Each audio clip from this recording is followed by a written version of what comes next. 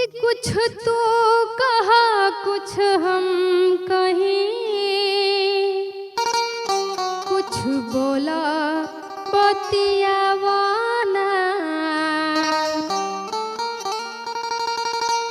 कि चुपचाप कहे बैठल बारू तनी लगे हमरा आवाना।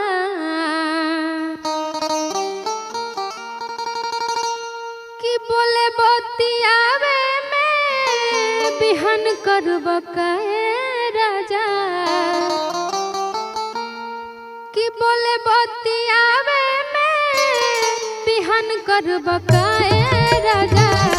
आज वाली रतिया जियन करब काहे राजा, जियन करब का हो। आज वाली रतिया जियन करब काहे राजा, जियन करब का हो। कुछ तू कहा कुछ हम कहीं, कुछ बोला बतियावाना।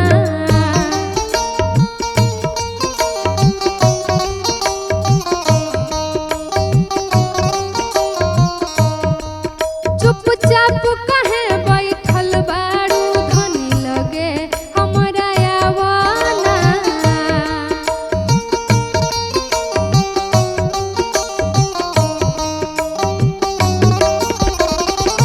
बोले बतियावे में बिहन करब काहे राजा, बोले बतियावे में बिहन करब काहे राजा।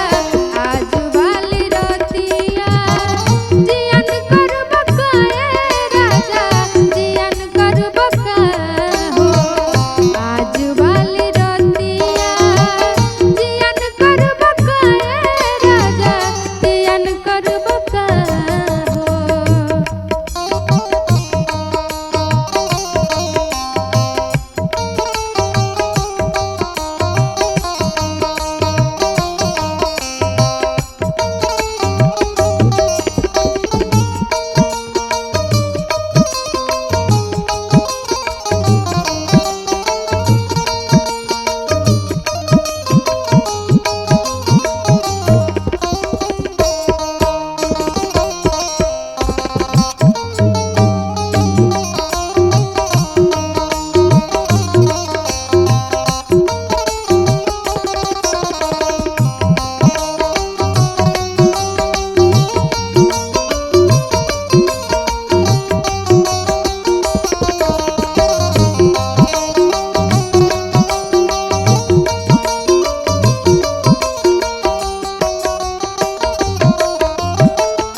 कोके जोरा जोरे जान बनवा के खींच दो, बिरतिया के पानी से तन मन सींच दो।